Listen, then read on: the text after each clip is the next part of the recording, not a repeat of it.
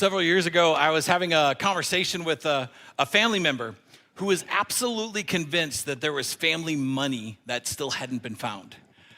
You told the story of at his great aunt's deathbed that she pulled him in and she whispered to him, she said, "I got a lot of money, but it's not easy to find because I don't want my kids, I don't trust them with it, and so I want you to have it, but it take a little bit, and then you can come get it. I don't want to create too much drama, and if you can't find it, I want you to ask my attorney and my banker. They know where it is, and I want you to make sure that you get it." And so, this happens. There was a small town in Nebraska where this took place, where she lived, and where her funeral was, and it just so happened that the attorney and the banker were as ancient as the great aunt was, and they passed away before he ever got a chance to go talk to them. And he looked for years and years and years, saying, "There's got to be that money. We're convinced when we find that money, it's going to be a lot of fun. We're gonna make that." Like, he was so convinced that it was true. He was so sure that it was true. He dedicated years, even though the search yielded nothing. All right, well, so many of us, we live in a culture where a lot of people are spending time searching for something they hope to be true. Right, that they hope it's true. And if this is true, maybe this can set me free. Maybe this will give me a fulfilled life. Maybe this little side hustle will end up making more money than my regular job. Maybe this little exercise thing or supplement will help me lose all this weight. There's all these things that we hope are true. And sometimes, because we're so looking for all those things, a lot of times scam artists come in. It's just evident all over the place, and they're giving us a little glimpse of something that could be true, and they're fishing for us. And sometimes those scams are so good, you just got to put some effort to it, because maybe it just might be true. So I better look into it, because it could be true. Heard of one recently where someone got a certified letter in the mail from it ended up being a fictional attorney's office, but they were like, it looked so real, I had to investigate it. I had to see whether or not it was true. And one of the things that I think we understand in our world today is that people are looking for something that is worthy of their life. There are people all over looking for something worthy of their life.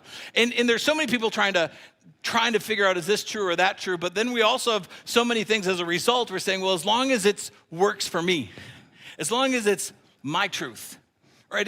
We ask all the time, like, is this true for me? Are my feelings being fulfilled? If I live life according to this perspective, is my life going to be true? And we talk all the time, you live your truth. You live your own reality. Now, my truth might not work for you, like my religious belief, my religious faith might not work for you, but it works for me. The hard part is, the reality is, we really don't want to live that way. We might say we want to have a truth that works for us, but we really don't want to live that way. I want you to think for a second, if you went to your bank and you went to withdraw some money, and as you go to the banker and you say, "I'd like to withdraw some money from my account," and your banker looks at you and says, "Well, I don't feel you have any money." No, I don't care what you feel. I know I have money and I would like some of my money. Well, sir, that might be true for you. But that's not true for me, and we live by our truth here. Right? Like, nobody really wants to live that way, where somebody else's truth can oversee your truth, and we don't really want to live this. And so we do investigations and battles. What is it that is true? So it's interesting that so many people, when it comes to their life, are willing to live according to their truth, but we don't really wrestle with what is worthy of our life. What is it that's worthy of our life? When we come to a day like Easter, Easter Sunday is a day where the entire concept of following Jesus, of being a Christian in a sense, maybe going to church, is based on one truth, one aspect, that Jesus rose from the dead. If Jesus did not rise from the dead, all of the rest of this falls apart. There's nothing else that holds true if Jesus didn't rise from the dead. And many of you are like me, like, I don't want to just have a truth that works for me. I don't want to live in a way that's simply something, well, this is true for me, it's giving me encouragement, and it's giving me hope. I want to make sure when I live my life or I give my life to something, it is true and it's worthy of my life. And what I want to wrestle with today for each of us is to ask the question, is the resurrection of Jesus true? And if it's true, is it worthy of your life?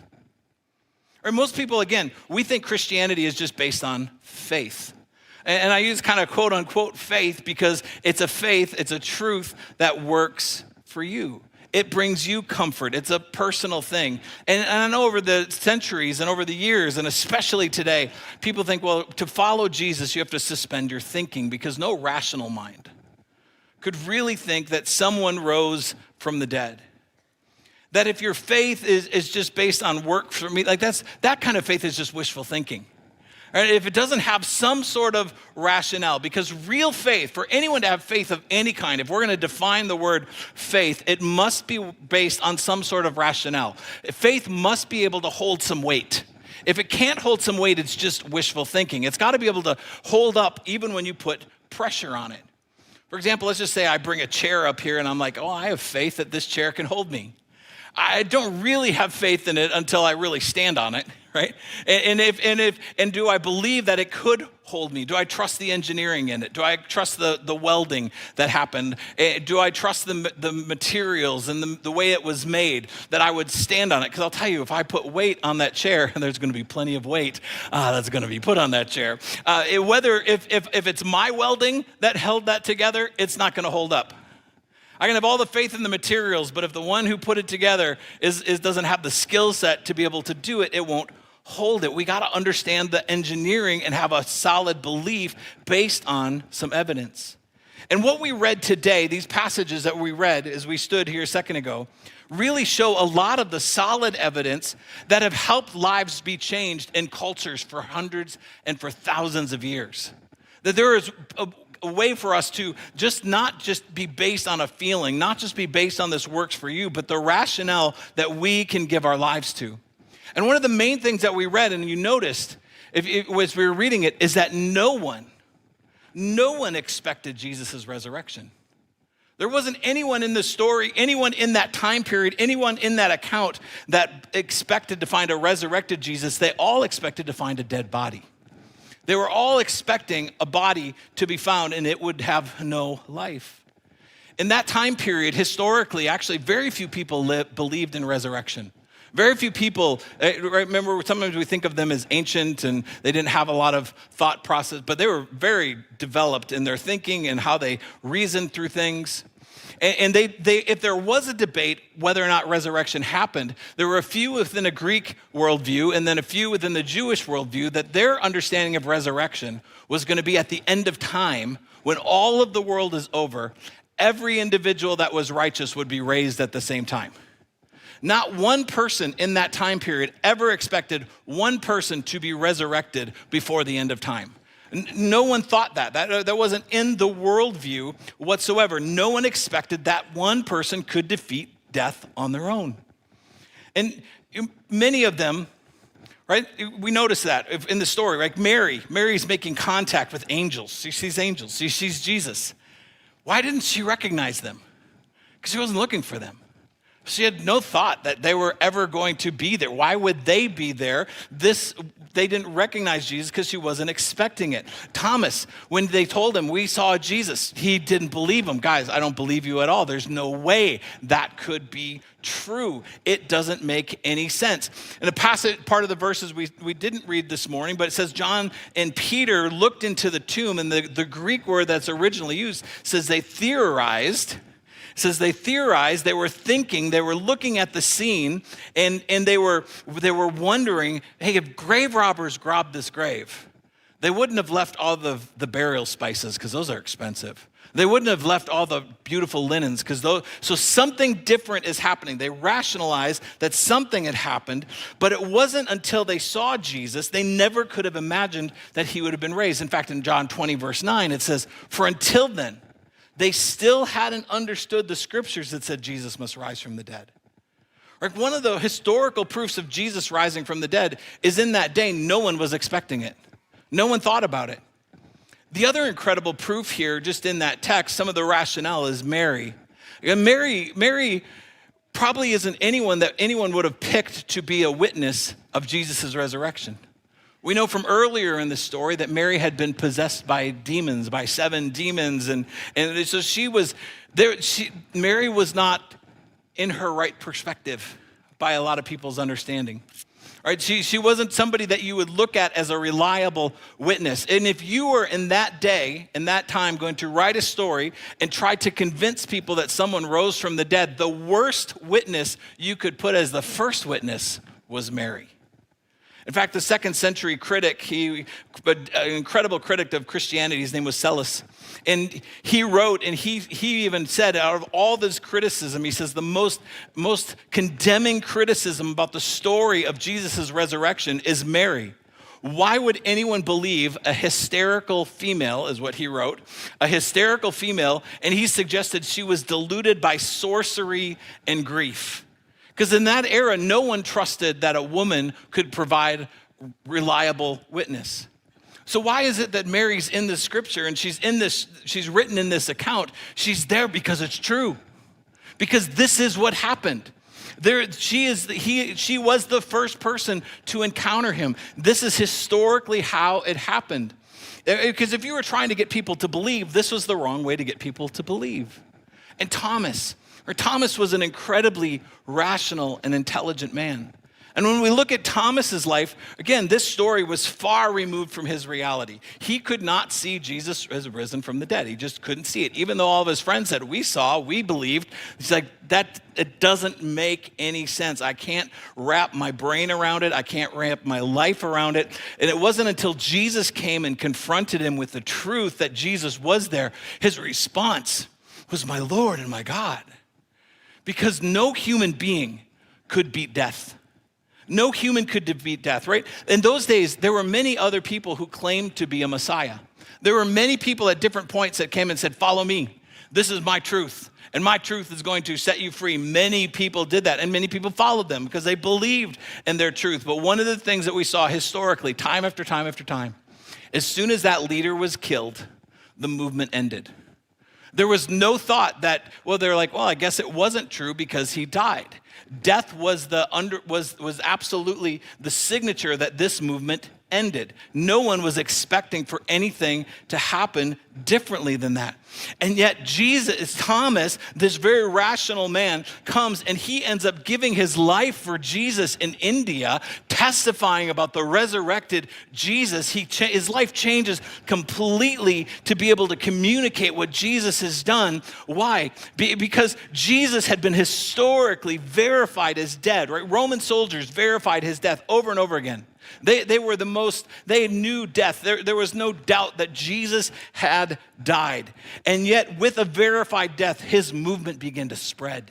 And people began to hear, and it actually grew. And Thomas went, again, from a no way Jose to being a martyr for Jesus in India. Paul even says, as he's writing to the people in Corinth in chapter 15, he writes that hundreds of people saw Jesus, encountered Jesus. And he actually wrote the people, if you doubt me, I can give you the evidence. I can have you go talk to the people. They're still alive. They saw him. They were with him. And they saw the resurrected Jesus. You see, the resurrection is not just based on a feeling or someone's truth. It's based on a lot of rationale that has been tested, that has borne weight over time. This is not a blind faith, but people from cultures and all over different parts of the world for hundreds of years have found Jesus as they've found him and chased him. Lee Strobel was an atheist who was really working to prove Christianity was absolutely wrong. But in the conclusion, here's what he said he ended up coming to. He says, in short, I didn't become a Christian because God promised I would have an even happier life than I did as an atheist. He never promised any such thing. Indeed, following him would inevitably bring divine demotions in the eyes of the world. Rather, I became a Christian because the evidence was so compelling that Jesus really is the one and only Son of God, who proved his divinity by rising from the dead. That meant following him was the most rational and logical step I could possibly make. Nabil Qureshi, who is a devout Muslim intellectual, he says this. He says, after studying the historical origins of the Christian faith, I came to these conclusions. That Jesus died on the cross is as certain as anything historically can be. That he rose from the dead is by far the best explanation of the events surrounding his death. and that Jesus claimed to be God is the best explanation for the immediate Christian proclamation of Jesus' deity. Putting it all together, Jesus claimed to be God, and he proved it by rising from the dead. The case for Christianity is powerful. Despite my ardent desire to believe in Islam, I had to admit that history was in favor of Christians' claims, and even more reluctantly, that it challenged Islamic teachings. So even though there's a lot of rationale to hold that Jesus did rise from the dead, it's one thing for something to be true, but is it worthy of your life? Or something can be true and not worthy of your life. For Thomas and Paul and Peter and Mary and millions of people, it has been worthy of their lives. Why? What would make this encounter, this resurrection of Jesus, if true, so compelling that it would be worthy of your life? Because all of us have faced truths that have let us down. All of us have come across something that's true and yet disappointing. This truth is worthy because of the way it was delivered. Do you notice in the text, Mary is presented very directly to us, and she is confused and she is hurt. Thomas, he is disillusioned and he is angry. Both of them, they were both confused and hurt and disillusioned and angry until one moment. There was one moment that changed everything. When Jesus looks at this grief-stricken woman and says, Mary. When this disillusioned and angry man looks in the eyes of Jesus and he says, Thomas. There's something personal and powerful and tender in those moments. Something incredibly loving in the revelation of who Jesus was. I think today, many of us can relate to feeling grief-stricken. Today, there's many of us, like something you thought was solid in your life and now it is gone. You lose a job, you thought it was there, it's gone. You lose a loved one, someone that you depended on, that you cared for, they're gone. Your dreams have been crushed. People have rejected you. They don't accept you the way that you thought. You thought something was going to be true and good. You thought it was going to be solid, that you could build your life on it, and it's gone. And it's in moments when we're hurt, moments when we're confused, moments when we're disillusioned, and those times when we're angry. Let's be honest, does it even matter if there's a God or not? When you're feeling hurt, when you're feeling disillusioned, does it matter that Jesus rose from the dead? I mean, it might be true, but does it change your life? Does it make a difference even to any of your circumstances at all? And the answer is a resounding yes. An absolute yes. Why? Because the one who defeated death comes and tenderly speaks your name. The one who overcame death, the only one who has ever defeated the grave, comes and he, just like he did to Mary and Thomas, he will tenderly speak your name. Or many of us can relate to those feelings of being disillusioned and angry.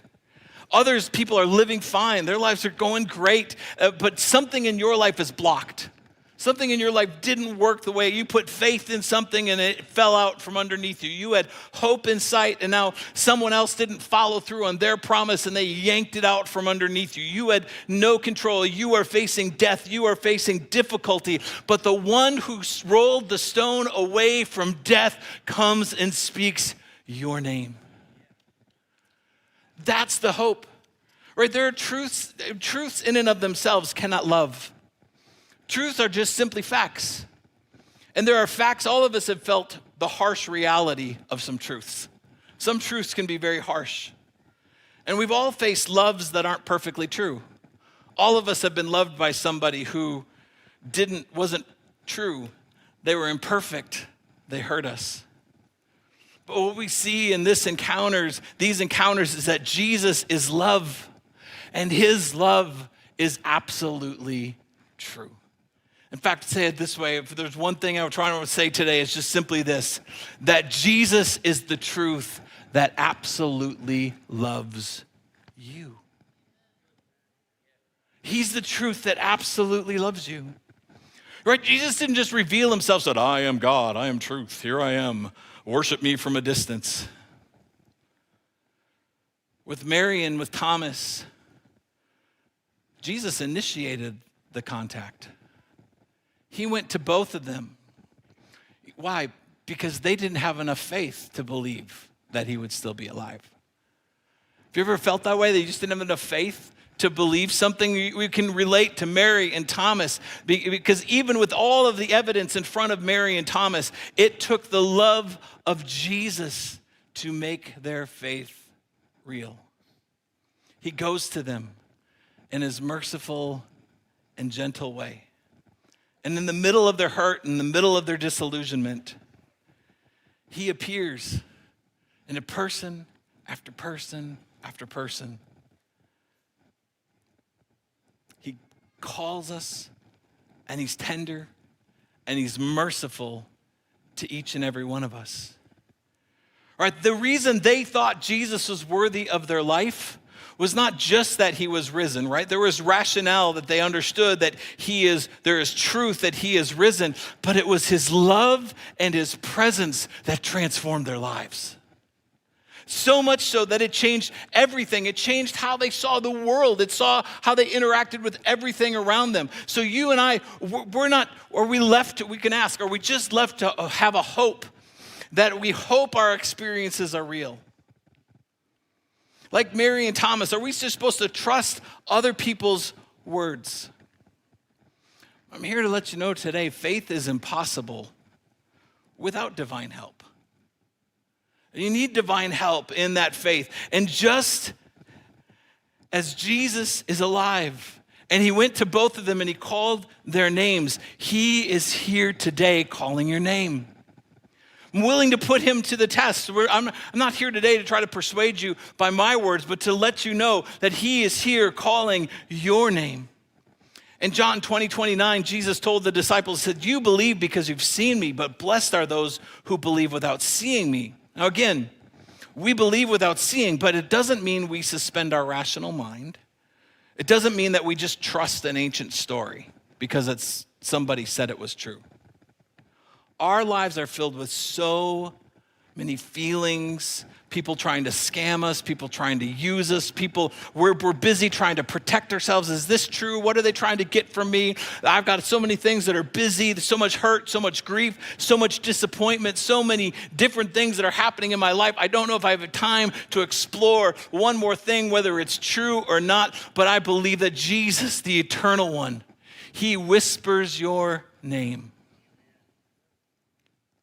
He defeated death for one reason, so he could be close to you, so he could be with you. All right, the truth is that there is nothing you and I can do to cheat death. But Jesus broke that mortal barrier. He paid the penalty for our sin because he loves you, because he wants to be with you.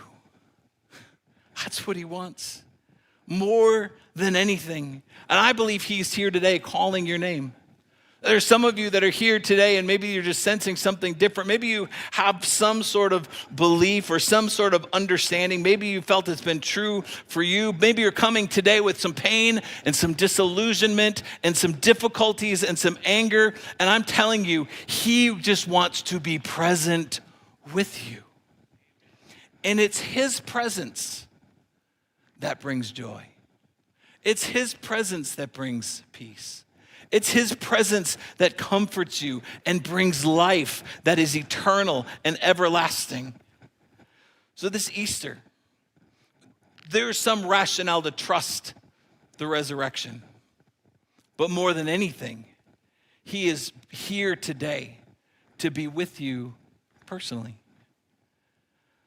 That he alone is the one that is worthy of your life. If there's any truth that's worthy of your life, it's Jesus. Yes, he rose from the dead, but even more so, he is here to be with you, to speak your name, to have mercy on you. He offers you grace, right? The source of life, think of this for a second. The source of life adores you. He breathed into you. He wants to be with you for eternity. When someone adores you, that changes your identity. When there's someone who really does adore you, whether it's a spouse or a parent or a child, like when someone adores you, it just does something for your identity. How much more so should the love of the one who conquered death be worthy of your life? He is true. He is love. And he is worthy. Are you facing grief?